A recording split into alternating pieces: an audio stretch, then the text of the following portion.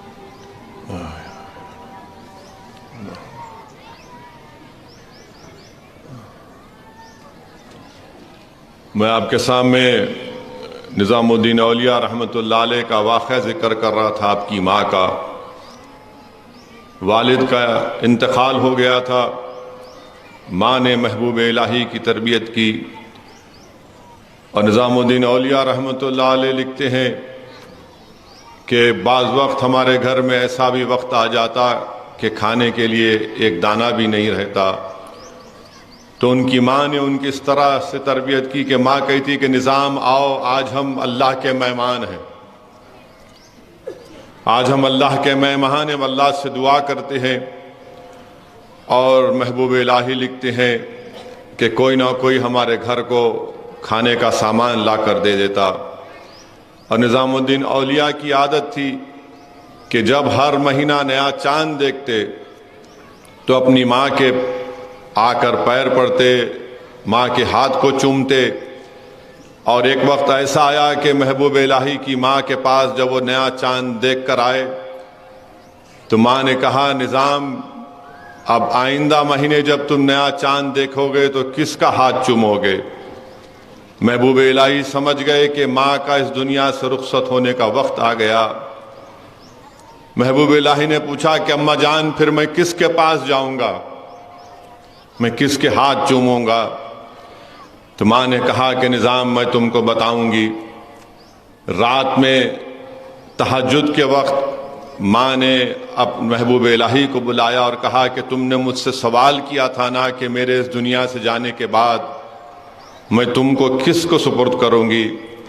اس نیک بخت ماں نے محبوب الہی سے کہا کہ اپنا دایاں ہاتھ میرے ہاتھ میں دو، اور پھر محبوب الہی کے دائیں ہاتھ کو اپنے ہاتھ میں لے کر آپ کی ماں نے کہا یا اللہ میں نظام کو تیرے سپرد کر رہی ہوں۔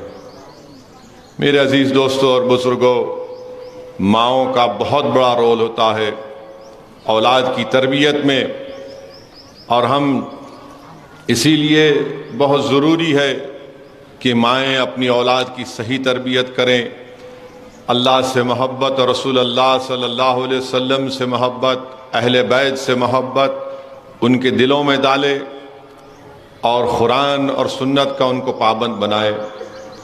اسی لیے علماء کرام نے لکھا کہ بیٹی ہماری عزت ہے، بہن تو تمہاری اور ہماری ناموس ہے، بیویاں ہماری زندگی کی ساتھی ہیں، مائیں ہمارے تمہاروں کے خدموں میں جنت کہا گیا۔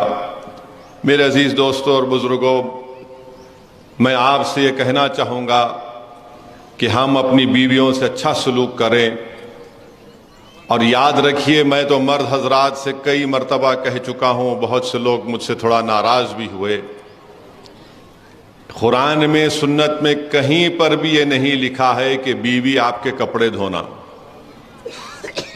علماء کرام بیٹھے ہیں، مفتی صاحب ہیں، حسان فاروقی صاحب ہیں، کہیں پر یہی نہیں لکھا گیا کہ بیوی آپ کے کپڑے دھونا، کہیں پر بھی یہی لکھا گیا کہ آپ کو کھانا پکا کے کھلانا، کہیں پر بھی یہی نہیں لکھا گیا کہ آپ آئے تو آپ کے سر کو دبانا، نہیں لکھا گیا کہیں پر بھی۔ کھانا پکانا، کپڑے دھونا، گھر کو جھاڑو دینا نہیں لکھا گیا ہے، بلکہ دین اسلام میں لکھا گیا ہے کہ اس کی آمدنی میں، بیوی کی آمدنی میں شوہر کا حق نہیں ہے، شوہر کی آمدنی میں بیوی کا حق ہے، گھر چلانا ہے۔ اور بلکہ اللہ کے رسول صلی اللہ علیہ وسلم کی حدیث شریف میں خود سنا ہوں اور پڑھا ہوں، اگر شوہر گھر میں نہیں ہے اور گھر کی ضروریات کو ضروری تکمیل کرنا تو بیوی شوہر کے پیسے لے کے استعمال بھی کر سکتی ہے، اور اگر بیوی اپنے پیسے شوہر گھر میں استعمال کرتی ہے تو اس کا اجر ہے آخرت میں۔ تو یہ ہمارے پاس دماغ بیٹھا ہوا ہے، کھانا پکائے نہیں پکائے، نمک زیادہ ڈال دیے، میٹھا نہیں بنائے، میرے بھائی یہ اسلام ہے، یہ کہیں پر بھی۔ اور پھر جو مرد حضرات اپنی بیویوں کو ظلم کرتے ہیں، اور افسوسناک بات یہ ہے کہ بعض وقت مارتے بھی ہیں، اگر آپ رسول اللہ صلی اللہ علیہ وسلم کے سچے اور پکے چاہنے والے ہیں، ان کے غلاموں کے غلام ہیں، بتاؤ مجھے کہ کہاں پر رسول اللہ صلی اللہ علیہ وسلم نے کسی ہماری امت کی ماں کو کبھی ہاتھ اٹھایا؟ بتائیے آپ، کہیں پر بھی نہیں ملتا ہم کو۔ اور پھر اپنے دفاع کے لیے بولتے نہیں وہ مسواک کی لکڑی، ارے مسواک کی لکڑی وہ ہے وہ، مگر یہ بتاؤ کہ اللہ کے رسول صلی اللہ علیہ وسلم نے کچھ کیا؟ ایسا نہیں کیا۔ تو اس لیے بہت ضروری ہے کہ مرد حضرات کو مرد بننا ہے۔ مردانگی اس میں نہیں ہے کہ بیوی پر غصہ کرنا غیر ضروری کے، مردانگی یہ نہیں ہے کہ غیر ضروری کے بیوی کو تانے مارنا، مردانگی یہ ہے کہ بیوی اگر غصہ کرے تو برداشت کر لینا۔ اور ایک صحابی رسول تھے، ان کے گھر میں بیوی زیادہ ذرا گرم بولتے تھے تو انہیں شکایت کرنے گئے۔ کس سے شکایت کرنے گئے؟ فاروق اعظم سے، جس کے تعلق سے اللہ کے رسول صلی اللہ علیہ وسلم نے فرمایا کہ اگر اللہ کو میرے بعد کسی کو نبی بھیجانا ہوتا تو فاروق اعظم کو بھیجاتا، مگر میں آخری نبی ہوں صلی اللہ علیہ وسلم۔ جس کے تعلق سے اللہ کے رسول صلی اللہ علیہ وسلم نے فرمایا کہ جس راستے سے فاروق اعظم چلتے ہیں شیطان بھاگ جاتا ہے۔ جس کے تعلق سے بتایا گیا کہ ایک مرتبہ فاروق اعظم نے شیطان کو پکڑ کر زمین پر لٹا کر اس کو مارا۔ وہ صحابی رسول صلی اللہ علیہ وسلم فاروق اعظم کے گھر کو گئے، وہاں جا کر کیا دیکھا کہ ان کے گھر میں ان کی بیوی ذرا گرم آواز میں ان سے بات کر رہی۔ بولے بھائی میں اپنا معاملہ سنانے گیا، یہاں پر تو وہی ہے۔ تو خیر جب وہ جانے لگے تو فاروق اعظم باہر آئے، اس صحابی رسول صلی اللہ علیہ وسلم بلا کر کہا کیا ہے؟ انہیں کہا میں اپنی بات کرنے آیا، آپ کے گھر میں یہ دیکھا۔ تو فاروق اعظم نے کیا کہا؟ بیوی ہے میری، میرے گھر کی عزت کی حفاظت کرتی ہے، میرے بچوں کو پیدا کیا تکلیف سے، میرے بچوں کی پرورش کرتی ہے، انسان ہے اگر کبھی کچھ بول دے تو کیا بات ہے، میں اس کو سن لیتا ہوں۔ میرے بھائی یہ مزاج پیدا کریے۔ ہمارے پاس تو ایسا ہے کہ اگر کوئی پلٹا کے بیوی کچھ بول دے، ہاں میرے کو پلٹا کے بول رہے۔ میرے بھائی رسول اللہ صلی اللہ علیہ وسلم کی سنت ہے، رسول اللہ صلی اللہ علیہ وسلم نے فرمایا، امت کی ماں حضرت عائشہ صدیقہ رضی اللہ تعالیٰ عنہ سے فرمایا کہ میں جانتا ہوں کہ آپ کب خوش ہوتی ہیں اور آپ کب غصے میں رہتی ہیں۔ بی بی عائشہ نے فرمایا بتائیے رسول اللہ صلی اللہ علیہ وسلم۔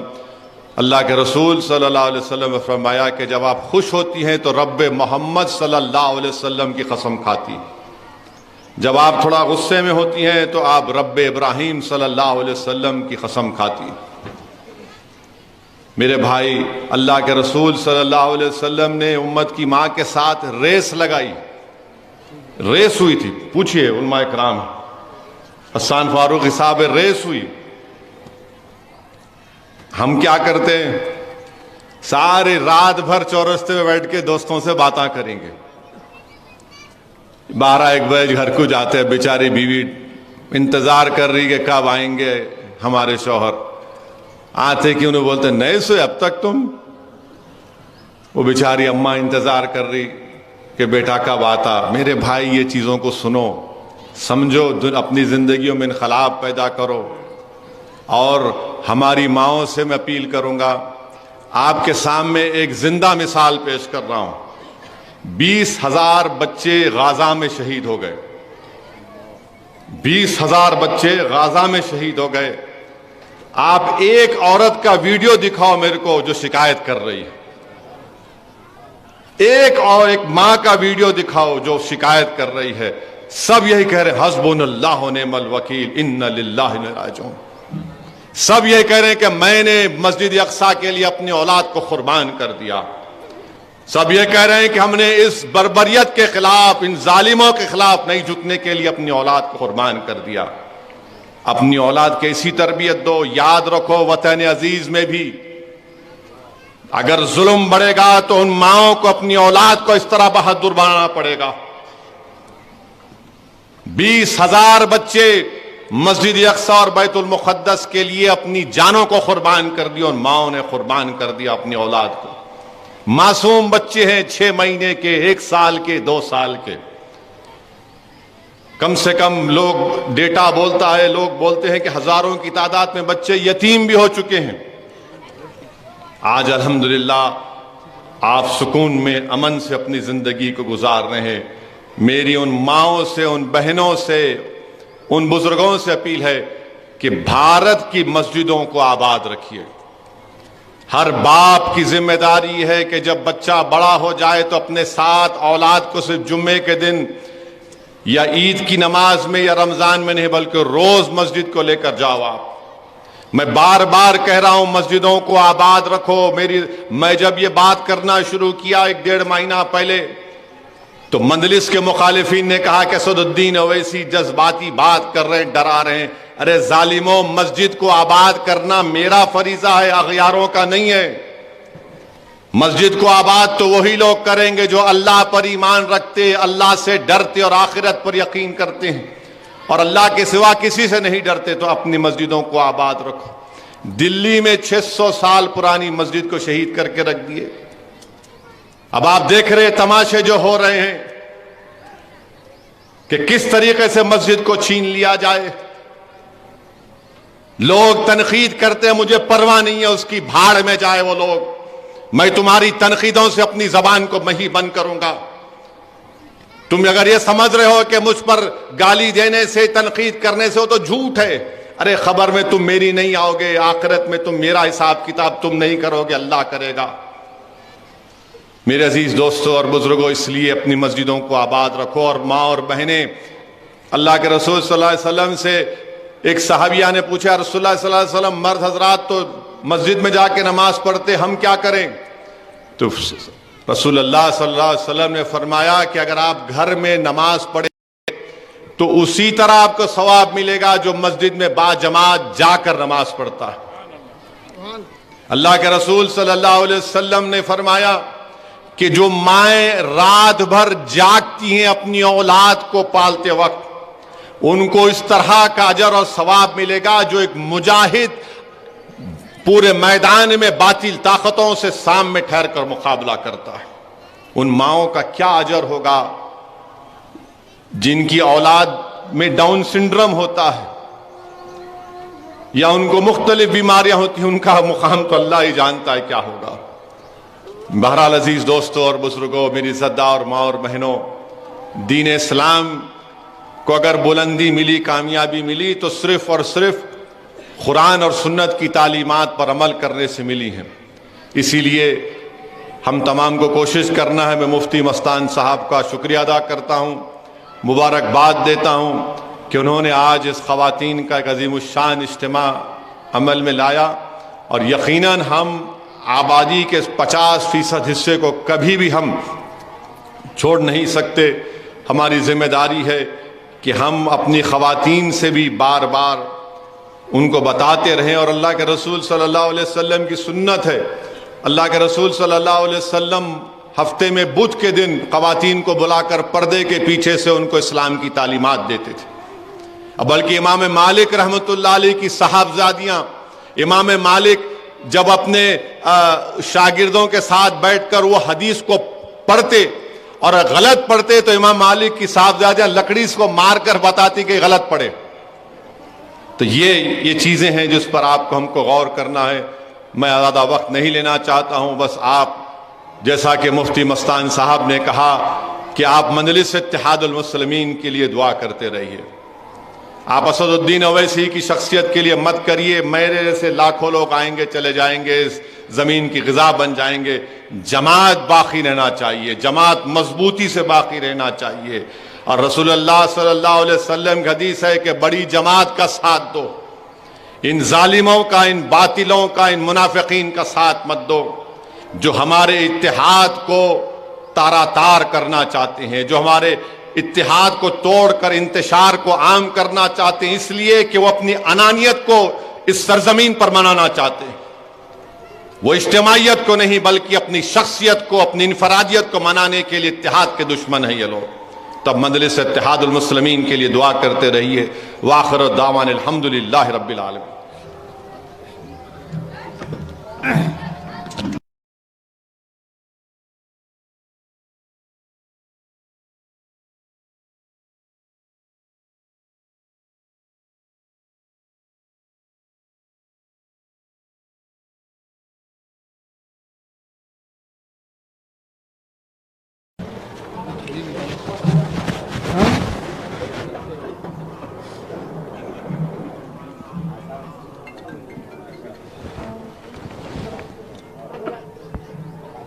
پی ایچ ڈی کے